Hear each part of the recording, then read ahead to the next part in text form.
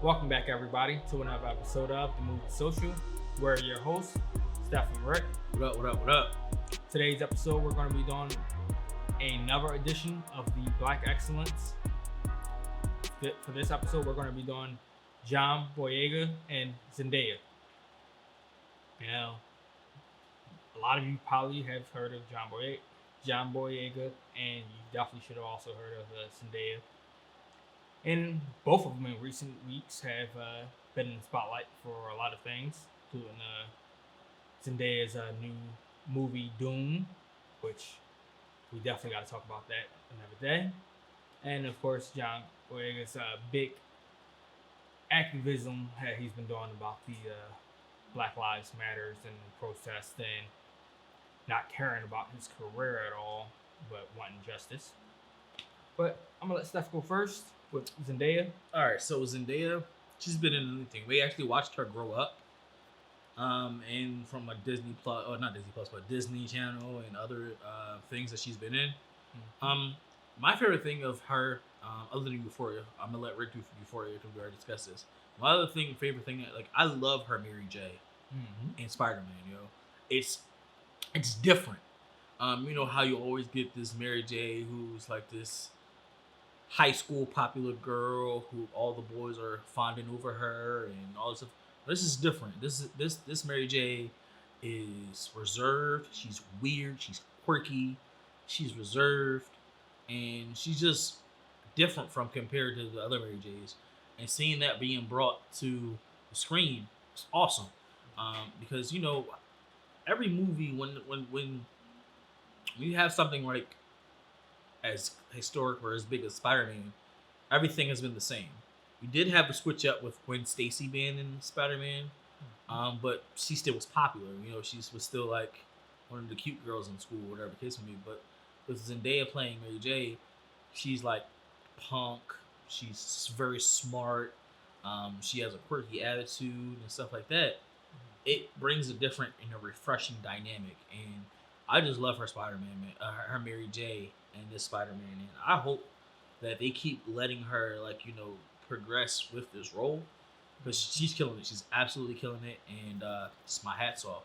And I'm gonna just let you talk about the other one that I have, about Euphoria. So with Euphoria, you see a whole different side of her, in my opinion. You see a more mature and adult side of her from seeing her on Disney Channel, seeing her in Spider-Man, and then to see her on HBO, where she's a struggling drug addict. Because that's basically what she is. She's trying to recover, but at the same time, she keeps relapsing. The struggles of her with her friends, her with the opposite sex on here, how it plays a role, and even her new found friends on here, how the dynamic with her and them are up and down and rocky, back and forth at the same time, and even her relationship with her mother and sister for the show. You can see the growth of Zendaya as a character and the growth of Zendaya as an actress as well, from the seriousness of this kind of role. All in all, though, I honestly think she still hasn't even hit her peak yet. Thanks. And I really can't wait to see how she performs in Doom. Just looking at the trailer looks amazing. Alright, so let's go talk about John now. A lot of people probably know him most for Star Wars, but I've seen him also in Imperial Dreams on Netflix. He's also been in Pacific Rim. He's been in a few other things, but those probably would be his biggest roles thus far in his career. So we know he's definitely got a long way to go in his career before it's over. He's got a few other movies and shows coming out soon, even though it was kind of a big thing this year with, anybody casting for any roles because he's speaking out and standing up for Black lives. Well, if they don't, then they won't be watched. Pretty much, in my opinion. But, alright, let's start. I'm going to stick with Imperial Dreams because I think that might be one of the few roles of his that doesn't get a lot of attention. And for this role, he's basically playing, in a sense, a homeless man with a child who's struggling to do right for his child, not to be caught up with drugs, dealing drugs, selling drugs. And it's all after he's had some bad luck in his life, bad situations that's happened, and trying to find the balance of being able to raise a child properly and doing an adept, being an adept, growing up because he had to grow up kind of fast for this. And halfway through it, he's risking losing his child through social services because they're living out of his car.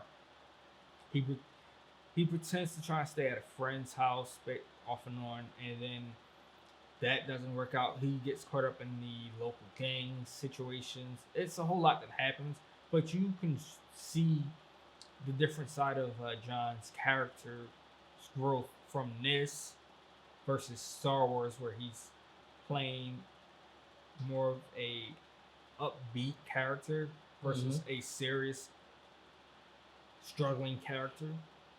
I mean, there's a huge different dynamic in both of those roles, and he played it to a T. Agreed. Wholeheartedly agreed, man. Definitely out there doing his thing. I don't think he's hit his prime yet either. I don't know. Hopefully, man, health being what it is.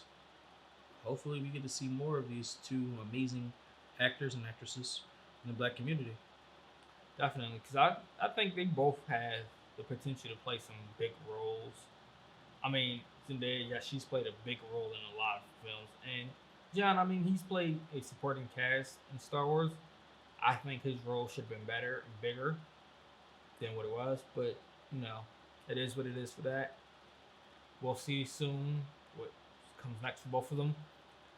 What is your favorite movie or show that both Zendaya and John has played in? Let us know in the comments below.